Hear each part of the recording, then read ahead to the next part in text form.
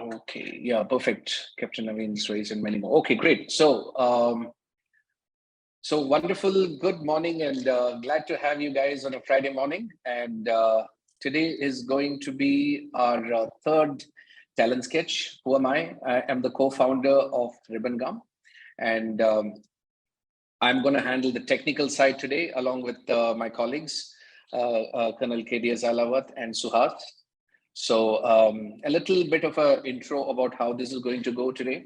So we have some eminent speakers from different companies. They'll be coming in, and that'll be introduced by our founder, Krishna Baka. But in the meantime, for you as attendees, what does it mean? It means pretty simple. Put in your questions. There's a Q&A just down there. If you look at the bottom, there is a Q&A section. Type your questions there. We will take those questions. But how it's going to work is if you think that you want to talk, you will not be able to. So we'll have speakers come in. They will finish their talk as to what they want to address to the audience. And in the meantime, you spark your questions in the QA section. The minute the speaker is done with what they have to do, then we go into the next to say, okay, now we take the questions. So at that time, I think Krishna will be the host for the day, and she will end up asking the questions, and she will moderate the conversations with these companies. All right. In the meantime, if anybody has something which is really like a burning issue and you put your raise your hand out, we will make a note of it, but you will be attended to by the end of that particular session. So how it's going to go, it's between 10 o'clock to 1 o'clock. And between these 10 to 1, there are speakers who have been coming in for like 15 minutes to 20-minute sessions. And in between these, as part of the panelists will have the luxury to speak on things that they want to and what they really want to address in this. But at the same time, you will have some questions as to like, what's going to happen? Is this something which is 10 to 1? What is the event all about? Some of the yesterday had calls saying like, what is this event about? If these kind of questions do come in, I think it's a little late in the day to ask what is this event about. You will get to see it, but be there, participate, and ask all the questions that you have. So with not taking much of a time here, I'm going to pass the baton to our founder, Krishna Baka. She will be the host for today. And any technical thing, if it's going, I'll be coming back to address onto it. So over to Krishna. Hi, good morning. If people can hear me, can we have a raise of hands? Okay, excellent. So lots of people are joining in. It's nice to have you here. I wish I could see, it was nice to see all of you. I cannot see all of you, but at least we know who all are there. So this is our third talent sketch event, and this is the first one we are hosting virtually. So bear with us. I think, we're just figuring out, and we hope the event will go well, and it will go well depending on the questions that you all are asking. So like Sudhir mentioned, we are giving time for people to join in. We have Partha, who's one of our keynote speakers from SBB. He's already there. So Partha, thank you for joining in. We have Kapil, one of our advisors. He's already here. And Sudhir is the go-to person for all your questions and anything that you have. And like he mentioned, and we also shared the agenda, we are going to talk a little bit about Ribbon Gum first. And we are going to talk a little bit about what to expect today and in the following days. Now, what I'm going to do is I will quickly share one of the PowerPoints that I have so that everybody can see what we're talking about. All right, so just give me a second. I'll be sharing a presentation. Again, good morning, and I'd like to introduce Ribbon Gum to all of you. Ribbon Gum is the name of the company. We are an HR consulting firm. And as you all can just see here, we recently got a registered trademark. So just wanted to share that as well. It's a one-year-old company, but we got a registered trademark. There is no other company in India by the same name. And we very consciously chose the name Choose Accountability, because accountability underlines everything that we do. All right. Now over here, it's a little bit about us. Like I said, that, we are an HR consulting firm, and we tried explaining what we do. But for us, the really key thing is that we're trying to keep things simple, right? And we realize that trying to keep things simple is one of the most difficult things to do. So that's our objective. We have more than 40 years of experience in HR and talent management. And talent management really includes training and development, recruiting, succession planning, career planning, resumes, everything under the gamut of HR. And we are pretty straightforward people. We keep our things, pretty simple, and we make sure our services are timely. And we are pretty practical people. Now, one thing that's critical to us is our core values. And these values are not something that we have just written on a piece of paper. Uh, in the 40 years, we actually reached out to multiple people and asked them that what do Krishna and Sudhir, who is my co-founder, stand for? And these are the words that came back to us. So for us, I think, I say it with a lot of pride and humility at the same time, saying these are things in action, which is like integrity and accountability, which you will experience when you work with us. We are simple and we're genuine. There is no ulterior motive, and respect for everyone, irrespective of where they're coming from, and happiness. And this is all we strive for in our company and our interactions. And it's very interesting. On the right hand side, the tree that you see, all of you, this is actually a real tree in the campus that we operate out of. So green and greenery and trees matter to us. So this is a real tree. This is not just some picture that we have taken from somewhere. And in between, if there are questions, feel free to type it. Somebody is going to either, share it with me or we'll see. Now, this is the team that's behind Ribbon Gum. So that's me, Krishna, a little younger version that you see in the picture, but that's okay. It's a nice picture, maybe 4 or 5 years younger. And that's Sudhir, my co-founder. And below is the advisory board. Okay, so the advisory board, if I start Hayden, he's based in the US and he has a lot of experience at Intel. Okay, then we have Professor Madhavan, who is from the Jain University, and he is into journalism and communication. We have Elena Stoyan, she's at the San Francisco State University. We have Colonel Elawat, he's a retired Army officer. We have Karen Masueda, she comes from HR and NetApp. Okay, so these are all people who sort of help us, guide us, and tell us that, are we on the right track? We are not on the right track. And within 1 year, I would say that we have completed. I think we've done some pretty interesting things. And like we said, that, just me, almost 25 years in HR and in global roles. My last role was as a CHRO of Bristlecone, which is one of the Mahindra Group companies. So Mahindras have two tech companies, one is TechM and one is Bristlecone. And Bristlecone is based out of San Jose. I just relocated to India just a year and a half back. In my entire career in HR, I have been a big proponent in terms of making sure that HR partners with business. And we don't just talk about best practices, we really make things happen and we make a difference. HR is a very critical function in any organization. And I have Sudhir, who has been in a soft skills trainer, and he has been a self-employed person for, I think, 23 years, but a trainer for almost close to 30 years. And I hope you all get to interact or, experience his trainings because they're a little different. You will not see a whole lot of PowerPoints, but there'll be a lot of difference that he makes. So this is who we are. And this is, when you look at it, this is our experience on the left-hand side. And when I say experience on the left-hand side, this really means the kind of companies that we have worked with or the kind of companies our advisors are associated with. So when I say Broadcom, AMD, Cadence, Bristlecone, these are companies that I have been part of, personally been part of. And then we look at Intel or we look at Jain University or NetApp, these are our advisors have been part of. And then when we see the two flags, India is my birth country and the US is my adopted country. So yes, I'm a US citizen with an OCI. So, for me, both countries matter. And on the right-hand side, within 1 year, these are the companies who have been our well-wishers. And I see Vara on the panel as well. So in between, I'll just say Vara, welcome. Vara is from VMware. So these are our companies who have been associated with us for a period of time. And they are across, and most of them are in the IT space. But yes, I think we have also gotten into hospitality, which is something new for me personally. But a very interesting 1 year.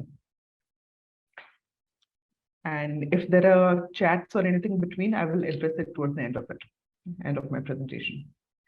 Okay, now we get into what do we do? And I'm saying this, less for my panelists, but much more for the attendees. Because of all the attendees that I hear, many of them have spoken to me and they have asked me that, Krishna, what exactly does Ribbon Gum do? Right? And so here we are. So this is for you. What we do is there are three pillars that we have. The first one is HR consulting, and we do coaching for global HR teams. We do business strategy and the impact of HR, and we take up HR projects. So it could be a simple thing like, for example, there could be a company saying that, okay, Krishna, we're at 25 million and we want to go to, let's say, 50 million in 2 years from now. What do we do? Okay, or how do we do? Because any company is only as good as its talent. Any company is only as good as its people. The people form the processes, people make sure things happen, people make sure the strategy gets executed. So for us, this is what we do in terms of HR consulting. That's one part of it.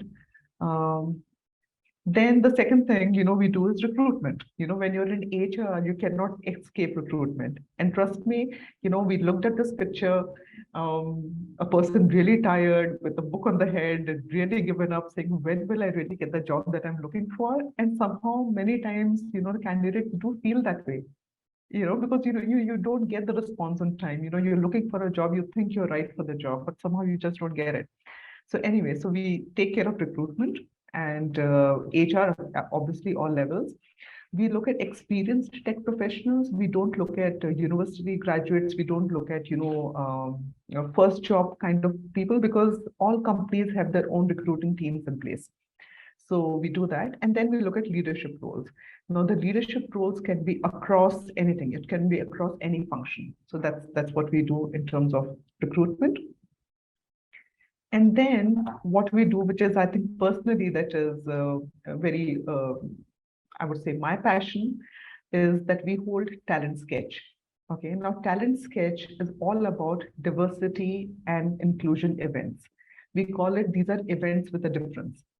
And why I say diversity is because, this entire group that's here today, the veteran community, you bring so much of experience, you bring so much of expertise, you bring so much of wealth of knowledge and hands-on experience that I think many companies can really benefit from. But many a time when we're looking at companies, and this is, I would say this is common across countries, that when I want to hire someone, I would look at someone that I understand, or someone who's similar to me, or someone whose qualifications I understand, and it's very easy for me to make a decision. But that may not always be the best solution. Sometimes getting people with different opinions, sometimes getting people with different experiences really enriches an organization. So how do we make that happen? We can make that happen by companies really host DE&I initiatives, which some of the companies are going to talk about. But I think it all starts with conversations. Are we willing to have a conversation to see that, I'm willing to understand a different point of view? I'm willing to understand where a person is coming from. I'm willing to understand their experiences and how that can be leveraged, right? When you have meaningful conversations, the right questions are asked, then the communities get built. That means there are safe spaces that you really talk to people, right? And when communities get built, they translate into meaningful careers. So for talent sketch specifically, I know a lot of people ask me this question, saying that, Krishna, what do you do and what are you trying to do? I'm trying to build conversation. All the participants who are here and many of you who registered with us, I hope all of you join. Many may not be able to join, but all of you have joined. Yes, you looked at a job, but there is a job and there is a career. And both of them are very different uh, passage or choices that we make. And if we start talking about ourselves in a manner where a company can understand that how we add value to them, that's when the conversations happen. When companies start understanding that a veteran, Army, Navy, Air Force, it doesn't matter. The person understands how a civil corporate environment works and is able to explain how he or she will be able to add value. That's the community they build. And that's when careers happen. So, this is what we're trying to do in terms of talent sketch.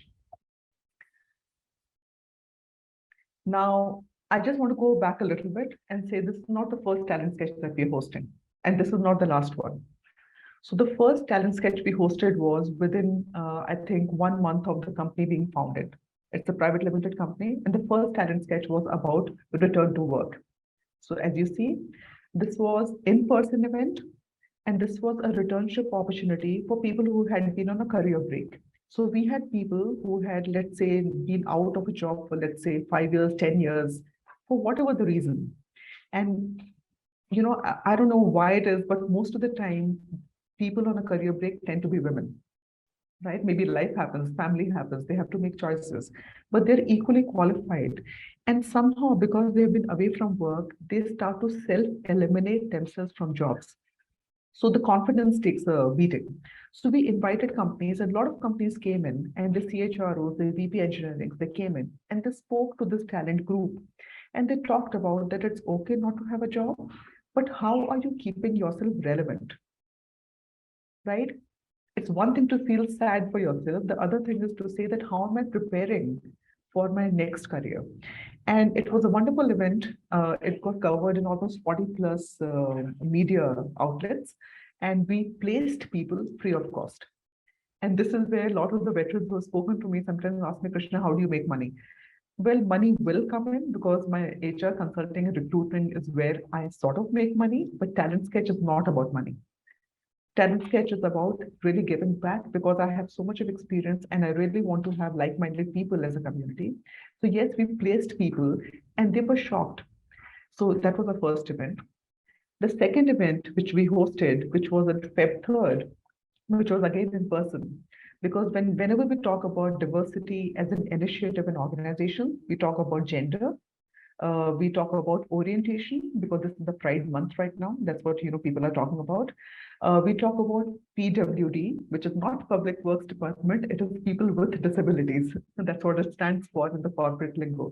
So it is people with disabilities, but disabilities are not always visible. There are invisible disabilities, and epilepsy is one of them. And epilepsy, even today in India, is way more common than we think about. So we hosted an event about epilepsy and how can corporates support their workforce or someone who has epilepsy? What do they need to do? Because they're equally able, right? And we had a film director, we had a psychologist, we had companies come and talk about it. We had people with epilepsy, which is called PWE. They came in. We had caretakers come in and talk about it. And it was, I think, one of the most emotional events, if I could say, because there was one person who had been hiding his disability for the past 20 years in his career and finally spoke about it, right? So, this was again creating awareness, building conversation. So we had that. Now, the third event, which is happening right now, is Talent Sketch 3. And this is veteran pool, as a talent pool and a pillar in a DE&I initiative. Now, this again is personal to me because my father was in the army. He was in Grenadiers, and I think there's always a sense of pride and what we do. And we wanted to talk about it because there are so many of them who are so qualified, right? And they sometimes take premature retirement, or there is a short service commission, or they retire, into the permanent commission, but they have so much more to give. And somehow, whenever we look at the veteran talent pool, all companies have a very cliched view that they will be suitable for security, they will be suitable for administration, and maybe they will be suitable for HR. And all the veterans, because with the sincerity of what they're trying to do, they go and do multiple certifications, and maybe all certifications are not needed. So this is where our panel, as they speak about it, we have a panel, they'll talk about their personal journey. We will have a keynote speaker who will talk about the DENI initiative. So ask these questions that what's relevant. Now, for us, veterans, and it is not enough to recognize them on 26th of January, because we feel very proud when we see the Republic Day parades. And it's not enough to feel, I would say, fly your flag on 15th of August. I think we really need to do much more for our veterans. Because when I was in the US, uh, a veteran there, if I may say, and maybe I'm being politically incorrect, gets much more respect as compared to India. So, for example, if you're at the airport, and I'm sure many of you have traveled and experienced this, if there is a veteran who's boarding the flight, that veteran gets precedence over the person who has the first class or the business class ticket. That's the kind of respect that people get. And I wish we would do the same here. Okay. So that's the event about. Now, for today, what's going to happen? Okay, so like I said, I'm reinforcing this again and again, that if we don't ask the right questions, if we don't get the right answers, that means if we don't have the right interactions, careers will always be transactional, or jobs will always be transactional. You will just take the first thing that comes your way, and it may not be the right one. So today is an opportunity to have a meaningful interaction with companies. It is not a recruitment fair. And it might be disappointing for many people because people were expecting it to be a recruitment fair because that's what you're used to. This is not a recruitment fair. But what is going to happen is that we have shared the summarized version of your resumes with the companies. Because when I personally looked at the resume, trust me, trying to fit in 30 years of experience in 2 pages is not easy. Trying to fit in the very critical experiences that you have had in 2 pages is not easy. But at the same time, you have to understand that a company doesn't have time to go to 2 pages of very densely packed information. So how do you summarize it? What do you do? Right? So, that's, we summarized it, we shared it with the companies. Now, after today, the companies will come back to us and say they're interested in XYZ. We have removed the names, okay? And, we don't have pictures in the summary that we have sent. It's almost called blind hiring. And blind hiring is one of the key elements of any DE&I initiative. So for all the veterans out here who want to get into corporates, let's get comfortable with the language, right? That is DE&I stands for diversity, equity, and inclusion. That means we're looking at a diverse talent pool to give them a fair chance. To give a fair chance, we have to remove biases. So that's what we have done. We'll follow up with the companies. And in today's time, in the corporate sector, some companies have hiring freezes, some companies are hiring actively, other companies have got layoffs. So please be a little patient because when companies come back, we will work with them, right? Now, my request or Ribbon request is that either as a candidate or as a company, please close loop with the people, right? And I always believe that no is also an answer. It is not enough to keep quiet. It's quite okay to say no. Because when we reach out to companies to say that, will you work with us because we have these veterans and we want to give them an opportunity. And personally, we wanted to have a in-person event. And there were a lot of companies, who said, we will take time, we will think about it. But then the companies who have come in today, they didn't know Ribbon from before. They just believed in the cause and they said, we'll make it happen. And I'm so grateful and thankful to them for making it happen because it takes two to tango, right? So, so they came in. Then there were other companies who came in saying, Krishna, we'll not be able to attend right now, but can we work with you post this event? Yes, I'll be more than happy to work with them post this event. So what's happening now? There's another section of mine before I hand it over to Partha that we spoke about who do we have in this talent pool? We have 43 participants right now, but the people who registered with us, Partha and Vara and everyone else who has joined as a panelist, we have almost 80 people who have registered with us. Now, the balance 40 thought maybe it was not important to join because it is not predictable and I could not give X number of jobs and X number or so. Well, that's what it is. But of the 80 people, to the panelists, what I'd like to say is that, we have people from the services, three services, Army, Navy, Air Force. Majority are from the Army. We have about 17 or 18 people from the Navy, and we have around 12 or 13 people from the Air Force. Interestingly, we have out of them, all the people who registered, we have 24 odd people who have done their MBA. We have almost 30 plus people, who have done the BE or BTech, right? We have almost 30 to 14 people who have done their MTech. And we also have one person who done his PhD. We have people who have supply chain management specialists. We have enough number of people with project management specialization. We have cybersecurity, you name it. And when I was looking at this talent pool, I was just shocked that looking at this entire depth of experience, why do all veterans go and look for administrative jobs? Because I know leadership is a given for each one of you. I know the discipline is a given for each one of you. And I know you will make things happen. It doesn't matter what's thrown your way. But why are we underselling? Right? So for me, I think maybe that's where I will maybe hand it over to Partha. And before I hand it over to Partha and I stop sharing, I just wanted to again thank him because he was the first one who signed up, saying that yes, Krishna, I'll be there. So thank you. He is the Chief Control Officer at Silicon Valley Bank. We will not take questions on Silicon Valley Bank. Before that, he was at Wells Fargo, where he helped set up a veteran as one of the pillars for the DE&I program. He's a Navy veteran himself. He's a mechanical engineer, and he has spent time in the corporate life, and I'm sure you'll have more questions for him, and you will like to hear from him. So if there are no questions for me right now, I will stop sharing. And then I think it will be handed over to Partha. Thank you, Krishna. I hope I'm audible. Great. So, good morning, everyone. Pleasure to be in this session today. I know I have had opportunity to interact with Krishna, and I was very excited to be taking part in this session. So what I plan to do, again, I think Krishna also spoke about simplicity. I'll try and keep this as simple as possible. Share a bit about myself, what my background is, where did I come from, and where did I land up today. And the key lessons that I learned on this way. Learning is a constant journey.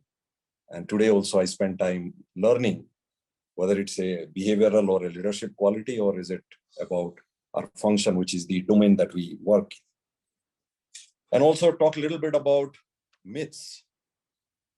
Veterans today, there are some myths which have got created for reasons we don't know, but I think they do play as constraint for veterans or people who are stepping out of the armed forces to look for career opportunities.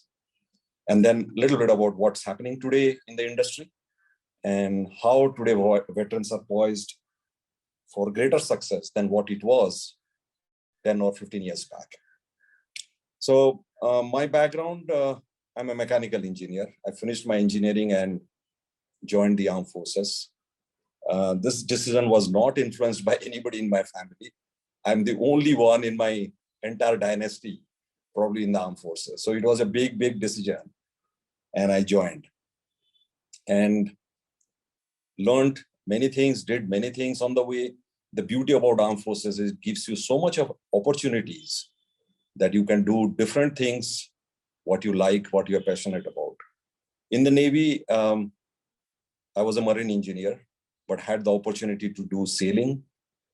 I did commission a sail ship called INS Tarangini, which was meant for sailing or training cadets, became a sail trainer, did a few more sailing expeditions, sailed to Bali and back. And beyond my day-to-day job, had a successful family. I have 2 daughters. Me and my wife, my kids, we live in Bangalore. Bangalore has been home for last 13, 14 years after I took premature retirement from the Navy. Question, why did I decide to leave? It's a question, it keeps coming to many people and many of us. As you all know, armed forces is very hierarchical, pyramidal for a reason. It has to be operate that way. And during my days, lieutenant commander, which is like a major or a squadron leader in the Air Force, to the next rank was a select process. I was doing great. I was very happy. And here comes the first list of promotion, or people who got promoted. I had we are in a batch of large number of people, and I missed my promotion. Nothing wrong. I still value armed forces very dearly. Probably that turning point showed me light at the end of the tunnel that there's something else for me to do. And so that point in time, that when I didn't make my promotion to the next rank to the commander, it was devastating for me. I was very emotional. And in fact, I still had 5 years of service to become eligible for premature retirement. I just wanted to quit that moment itself. Thank you very much. I want to pack my bags. I don't have my father anymore. Those days, my dad was still around me. So he asked me 2 simple questions. First question was, okay, son, you want to quit?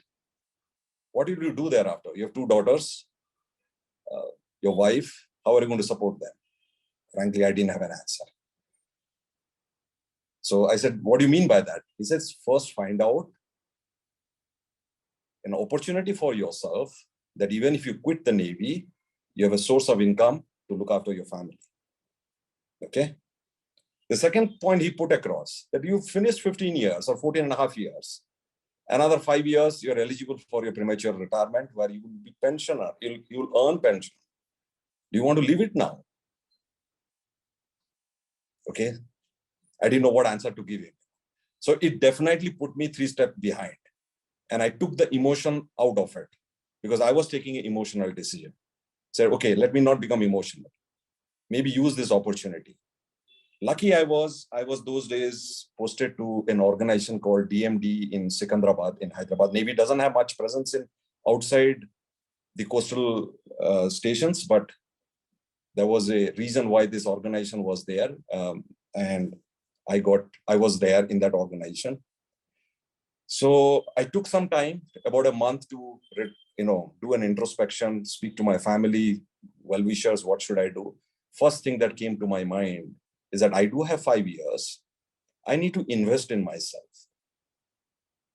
That I today sit down with a book and a notebook and start writing and reading. Probably 5 minutes, my patience is running out. I think it's time for me to invest, to start studying again. And studying is not for getting some quick gain. The objective of getting into studies back was to acquire knowledge, because knowledge is the power today. If we don't have knowledge in our domain, nobody respects us. Whichever domain it could be. It could be physical security, it could be corporate properties, it could be risk management, it could be HR. You have to be the expert in your domain. Otherwise, it doesn't work. So I started, okay, let me start. I enrolled myself for doing MBA. It was an executive MBA program while doing my job. Luckily, my bosses in the Navy supported, gave me all the opportunities, and I pursued my extra studies. It was difficult. 3 years to pursue the executive MBA, it wasn't easy. But first few months, then you get over it, and we are Fauji's. Nothing is impossible. And that was the mindset I just applied, and I started pushing myself. During this time, I met with many industry people. Everybody would say, okay, Commander, what is that you want to do thereafter? What do you want to see yourself? And I didn't have an answer, frankly. The armed forces makes us jack of all trades, which is great. We are 360-degree leaders. But unfortunately, corporates look for people vertically specialized in their role. How do we translate from this 360-degree leader, which is required, which is unique to us? I'm not undermining it. That's why once you get into the corporate, most of the Fauji's veterans, they do really well. They outshine because they have that 360-degree perspective. But to get that break, I knew I have to be vertically aligning to something that I want to do myself. So I spoke to many people. I felt information security is an area that I want to specialize in, get myself into. Now, if you ask me, did you have InfoSec background? Really not. But what attracted me when I started looking at that material, that a lot of principles in information security comes from the military way of doing things. If you look at how we do work practice in military, everything is related to safety. Everything is related to personnel. Everything is related to ensuring there is enough defense in depth available that we protect ourselves from the enemies. Same principle applies in InfoSec. I thought maybe this is an area I want to pursue myself. So I did my MBA, started studying about InfoSec, joined there's a body called ISACA. There's a ISACA chapter in Hyderabad, became a member of it, just to interact and see what do they teach. And they hold Sunday classes for people who want to write. They have a certification called CISA, Certified Information System Auditor. Somehow I felt passionate that I want to crack this exam. I enrolled myself, interacted with people, learned a lot, studied hard. I finished my MBA. 6 months later, I cracked the CISA exam and became a CISA certified. It was so good, rewarding, that every chapter recognized their toppers. And I was the topper for the year 2008 for CISA exam in Hyderabad. Again, what I wanted to highlight is not my personal accolades. What I want to highlight, it is possible. If we apply our mind and pursue it, we can do it. And why did I do it? There's no easy fix. Knowledge has to be demonstrated in practice as well as we speak. And we can only do that when we know and we acquire the right knowledge. Everything done. My days were coming closer to my date of premature, that I could apply for my premature retirement. I put in my papers. Typically, those days, armed forces would reject it. It got rejected. I was again devastated. And I was from Hyderabad. I was immediately transferred to Delhi, where I never wanted to go to Delhi. I don't belong to Delhi. Never seen or maybe gone to Delhi once or twice in my life. Here's my family in Hyderabad. I said, come on, this is not on. So I, again, through the proper channel, requested again, and finally my papers got through. 2009, May, my retirement or the premature retirement papers got approved to be released by 31st May 2009. So when I wanted to step out, 2009, if any of you would recollect, the industry was going through some crisis. The banking industry in the developed countries, particularly in the US and the Europe, they had a huge crisis. US went through something called as a subprime crisis, and many banks went bankrupt. Related to these banks were the IT or IT services company. Their business went down because the banks stopped giving them business because they were in trouble. And when that happened, tacitly in India, hiring stopped. And even there were rumors that they're laying off people, but not officially, but unofficially. And at that point in time, for me to step out and look for a job was not easy. So in the month of January, when my papers were about to get approved, I get a call from Delhi, from Naval Headquarters, from the Department of Personnel. Hey, we are going to get your papers approved.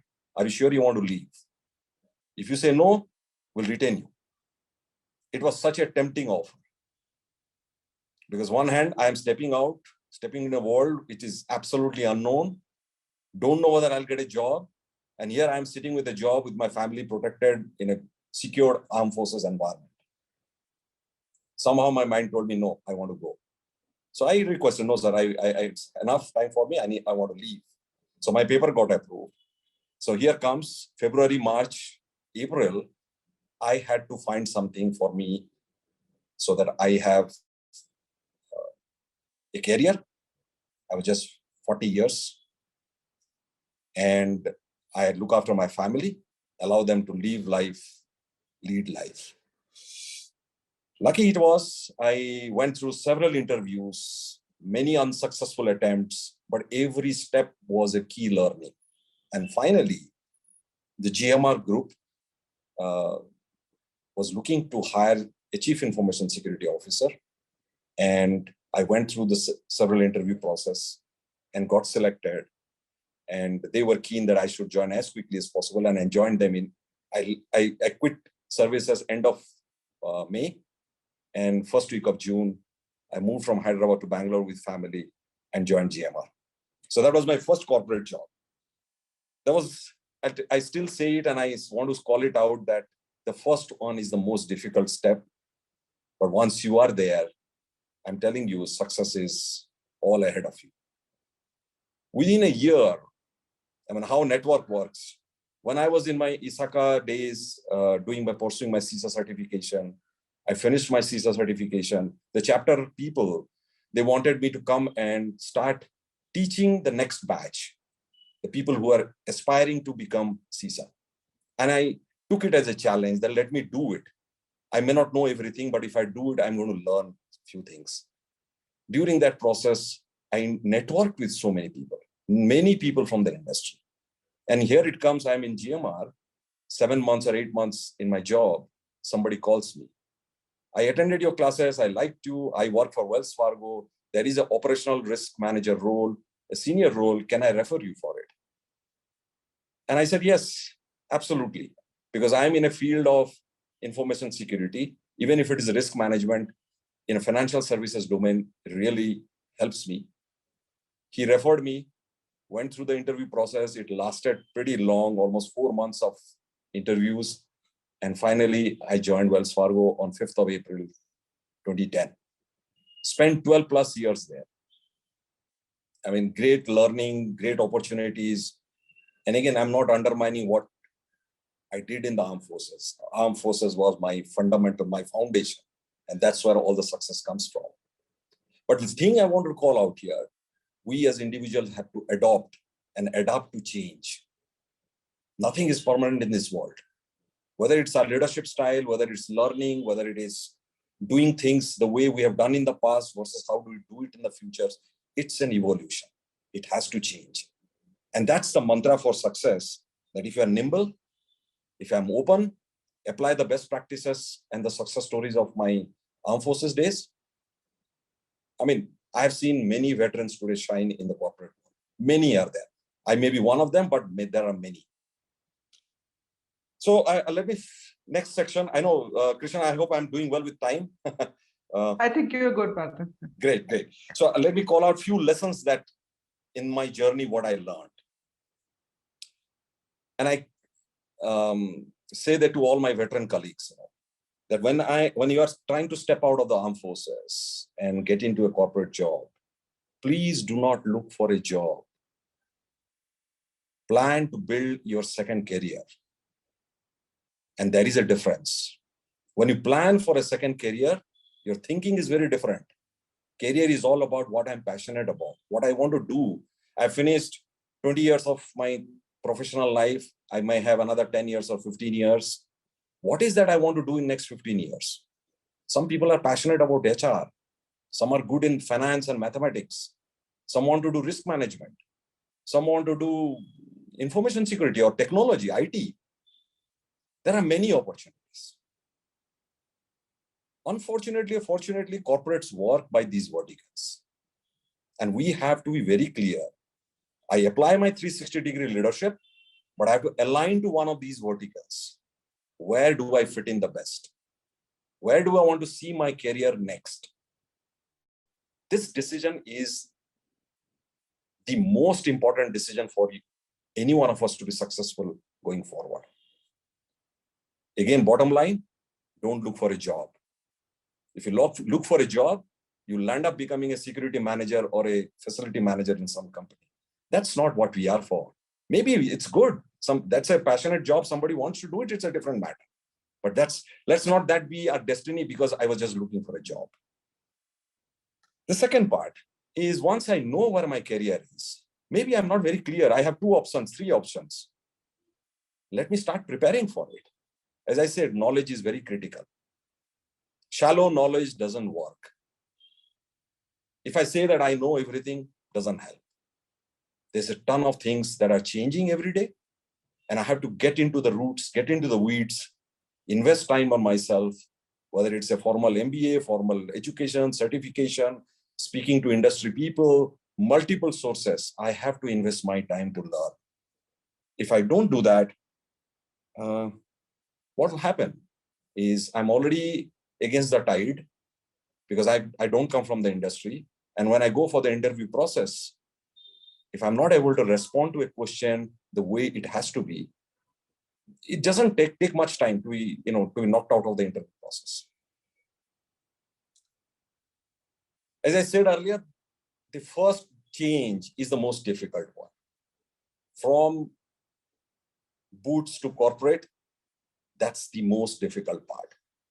Once we get that hurdle hump out or behind us, let me tell you, there's a huge opportunity waiting for all of us to be successful.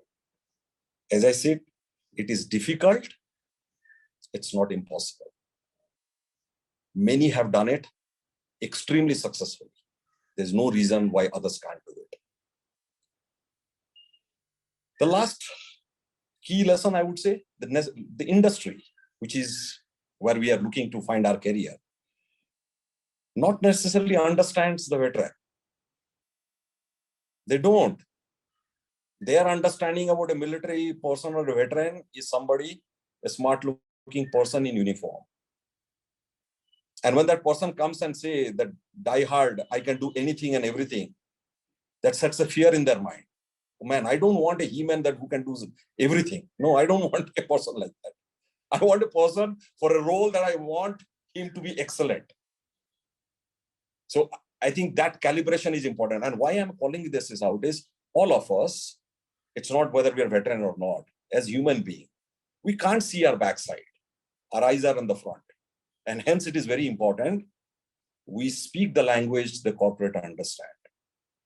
And where we are able to explain or present ourselves, tell our story in a language, it hits the bullseye. Not difficult, it is doable. There are people who do it very successfully. It's just that we have to apply ourselves. But if I keep saying that, okay, I was in INS Virat and I was doing this and doing that, it's a good story. But from the other side, it doesn't have anything. And I'll give an example here. One of my seniors who was like me to pursue his career, and he told me this career-breaking narrative. When I used to ask him, sir, please tell me what was been your experience. Now that you're placed, can you tell me, give me some guidance? And he used to tell me, Partha, I'll tell you one story. My first interview. I go for the interview and the interviewer says, Commander, can you tell me about yourself and also one of the key highlights from your Navy career? I got excited. I means my senior. And I started narrating that I was a senior engineer officer of INS Virat, which is the aircraft carrier of Navy. I had 300 people. This is what I did. And I was so passionate to tell him the story. And the interviewer, patiently heard everything. And at the end, he says, Commander, unfortunately, I don't have a Virat to offer you. And he says, Partha, my world crashed there. Nothing wrong from each side. Everybody, I mean, my senior Commander Dhanda, he spoke what he thought he was right. The interviewer rightfully said, boss, you're so passionate about Virat, I don't have a Virat. How can I fit you? Now, the message here is the same story can be told in a way that these are my transferable skills. These are my learning from the armed forces, which I can apply to this role that you have and how I can be successful and I can make the company successful. I think that's the crux of the story I just wanted to highlight here. Spend time writing your CV. Very important. CV doesn't happen. We in armed forces don't write CV. We write bios. And bios is not equal to CV. Please don't misunderstand me. It is not equal. So when I sit down to write my CV, I know first time when I wrote, oh God, it was such a difficult job. It took probably more than a year to refine and refine and refine, because everybody was saying, oh, you make it 2 pages, nobody's going to read it. Can you make it in 1 page? Talk about yourself in 1 page. How difficult can it be? And today also, it is the most difficult thing. If I have to look for a job outside, I have to tell all my experience in that 1 page, because beyond 1 page, it doesn't make any sense. So spend time. It is a very, very important aspect to tell about yourself. A good CV opens the door. A bad CV, you may be a great individual, the door won't open. The interview won't happen. You just get rejected in the pre-hiring checks itself. Understand the compensation philosophy. That's the next lesson, because I know armed forces, we are in a government job. There are some perquisites. We have our salary. Our salary is public information. Everybody knows everybody's salary. Corporates don't work that way. Salary is confidential information. The first change. There could be people having much more higher salary than you, much more lower salary than you. You sign a confidentiality when you join an organization. You don't discuss compensation or salary information other than your manager and your HR partner. So understanding how the compensation philosophy works, it is going to be important because you have to translate. Don't underestimate just the numbers